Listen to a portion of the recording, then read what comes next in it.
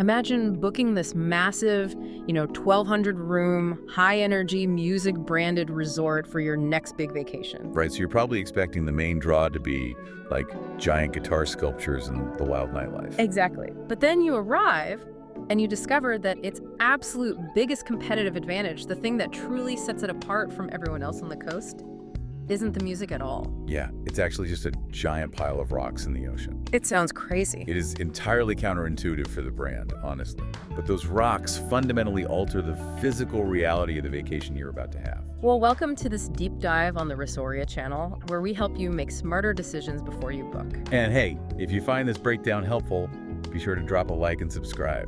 Today, our mission is pretty straightforward. We are exploring the Hard Rock Hotel Riviera Maya. We want to look past the marketing brochures to answer the ultimate question, right? Right. Does this sprawling, dual-sided mega resort actually deserve your hard-earned vacation budget? And to figure that out, we have to kick off with Section 1, the resort. Because before we even look at a bed or a dinner menu, we have to look at the map. Yeah, the location alone requires a huge strategic shift in how you plan your arrival. So break down the footprint for us. Well, the property sits on 80 acres in Venturas. So that is roughly 70 to 90 minutes south of Cancun International Airport. Which is a haul. I mean, if you are a traveler who is used to staying right in the main Cancun hotel zone, this is different. Oh, completely different. In the hotel zone, you land, clear customs, and you have a margarita by the pool 20 minutes later. Yeah, but here you are looking at up to an hour and a half in a transfer shuttle. Exactly. So your first day is, for all intents and purposes, travel day. You have to factor that in. But once you finally step off that shuttle and onto those 80 acres, you aren't just checking into one hotel, right? You are essentially stepping into two distinct resorts operating under one roof. Yeah, and the operational split here is a fascinating piece of yield management. The resort is divided into two distinct zones. You have Hacienda and Heaven. Okay, so Hacienda is the family side. Right. Hacienda is the high-energy, family-friendly side. It houses the Rockaway Bay Water Park, the Kids Club, the Teen Esports Lounge, and the large family buffets. And Heaven is the adults-only side. Exactly. Heaven is 18 plus. It features its own quieter pools, upgraded dining venues, and a nightclub. But the boundaries between the two are strict, though they're kind of asymmetrical. Yeah, that's a good way to put it. Because if you are an adult staying on the Hacienda side, you can walk over to Heaven for dinner or drinks, right? You can, yeah. But children are absolutely prohibited from crossing into Heaven. Which, looking at the business logic behind that, it's brilliant. Oh, it's genius. They are maximizing the footprint by capturing two entirely different demographics. Right, you get the chaotic family vacation and the quiet adult getaway without letting one ruin the other. Exactly. It allows them to sell the property to a much wider market. But, the most crucial physical feature of this property isn't the split between the buildings. It's the beach. It is the beach. Because this resort does not sit on a wide-open, endless stretch of Caribbean coastline. Which surprises a lot of people. Right.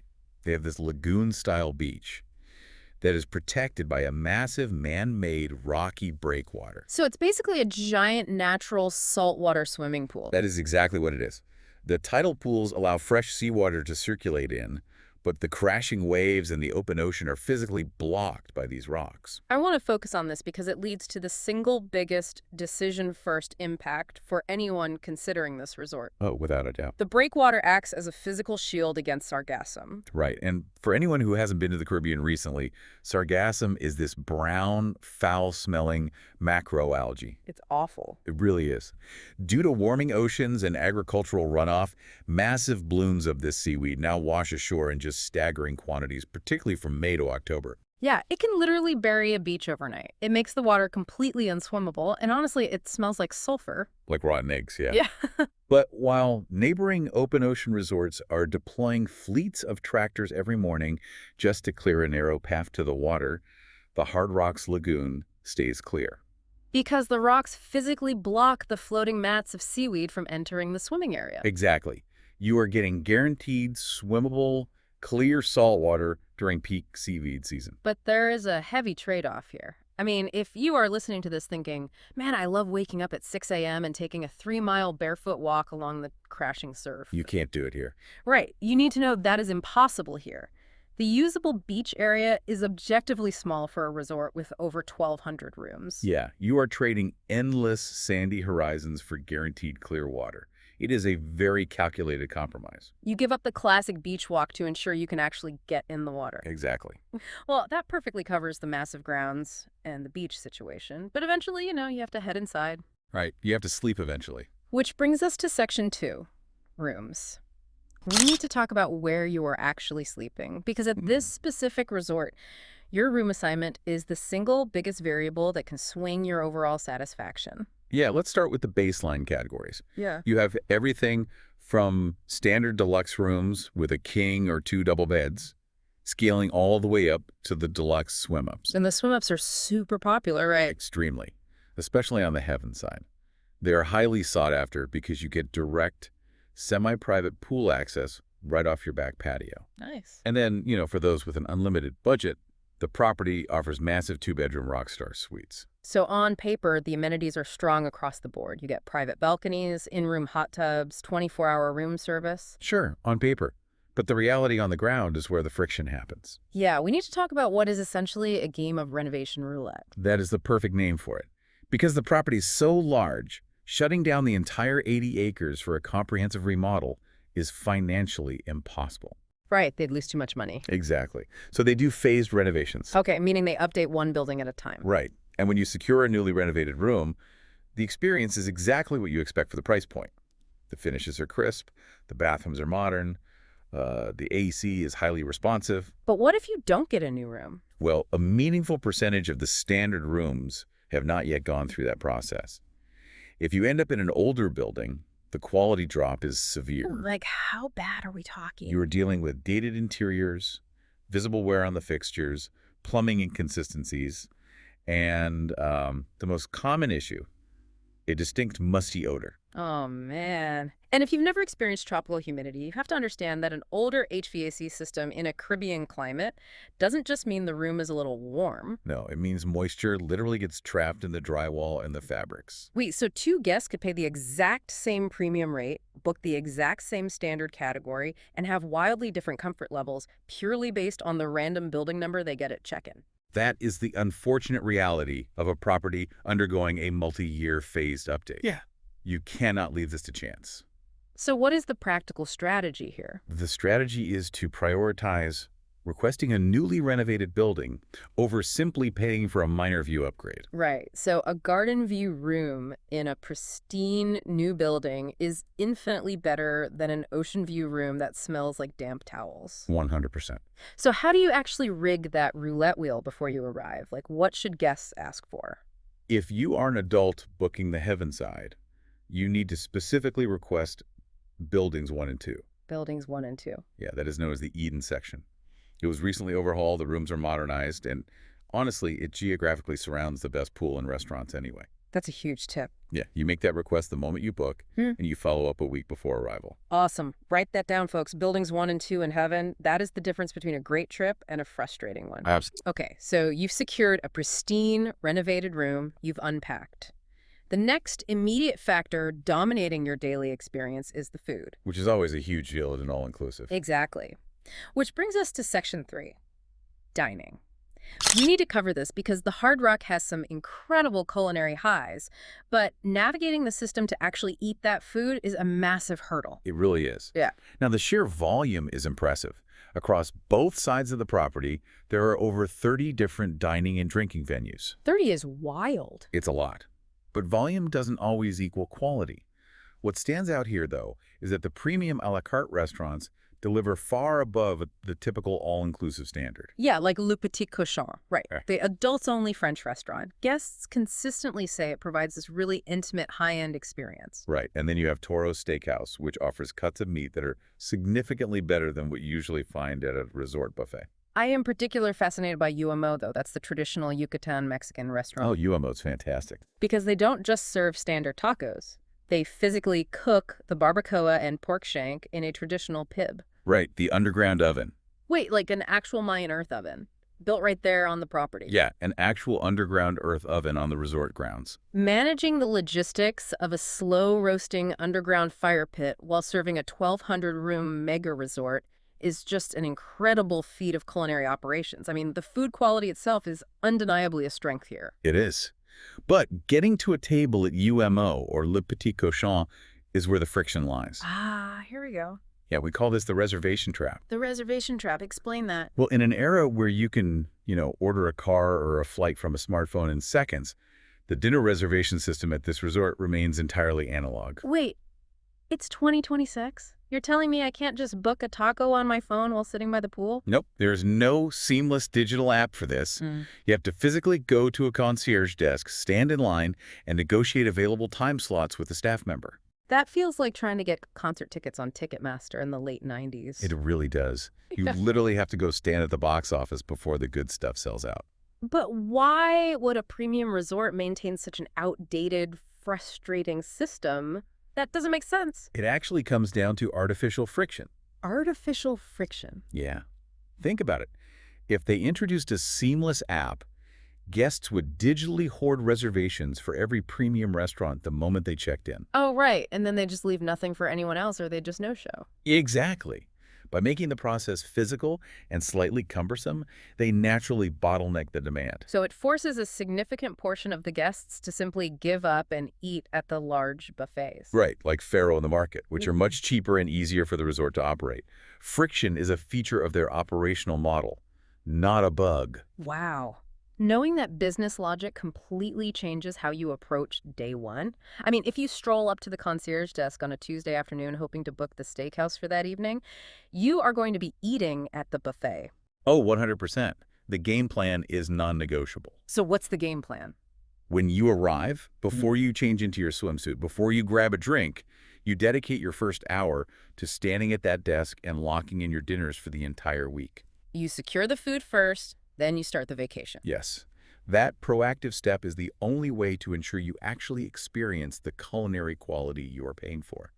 And speaking of paying, knowing about underground Mayan ovens and protected lagoons is just trivia until we put a price tag on it. Very true. That naturally transitions us to Section 4. Pricing and booking. We have to look at the numbers to determine if the experience aligns with the cost. Okay, so let's talk numbers. For a standard to mid-tier double occupancy room, the rates generally hover between $340 to over $700 per night. And that depends heavily on the season and the room category, right? Right. But in the broader context of the Riviera Maya, this property sits firmly in the upper mid to premium tier. So, using our decision-first framework, we need to ask who is actually getting their money's worth here. Because $500 a night means very different things depending on your travel style. Exactly. If you are a traveler who just wants to sit in a quiet beach chair, read a book, and maybe take a nap, you are getting terrible value here. Yeah, because you are paying a massive premium to subsidize a water park, a laser tag arena, and a nightclub that you will literally never set foot in. Right, you're paying for infrastructure you don't use. Conversely, high-energy families and large groups extract incredible value from that same nightly rate. Because they're using everything. Exactly. If your kids spend 4 hours a day on the water slides and your teenagers practically live in the esports lounge and you are bouncing between 6 different venues a day, the infrastructure completely justifies the price tag. You are utilizing the massive overhead you paid for. Exactly. Hold on, though. Looking at the seasonal pricing trends and combining it with what we discussed in Section 1, I think there's a massive loophole here. Oh, I know where you're going with this. The cheapest time to visit the Riviera Maya is during the low season, right? Like summer and early fall. Right. Prices drop significantly. But the reason prices plummet is because that is peak sargassum seaweed season, and most travelers refuse to pay to swim in a brown, foul-smelling ocean. Right. But if the Hard Rocks Lagoon is protected by that breakwater... You just deduced the most valuable booking strategy for this specific coastline. We call it the sargassum hedge. The sargassum hedge, I love that. Yeah. You book this resort during the low season, you get the deeply discounted summer room rates, but because of the physical rocks blocking the seaweed, you completely bypass the seasonal drawback that ruins other cheap summer vacations. So you are getting the discount without suffering the penalty. It is an incredibly high-value play for travelers who want a guaranteed ocean experience on a tighter budget. That is huge. And hey, if you want to see how that specific strategy plays out for your calendar, we highly recommend checking the Expedia link down in the description. Yeah, it is the fastest way to pull up live prices and check availability for your specific travel dates. Especially if you're looking at that summer window. Definitely.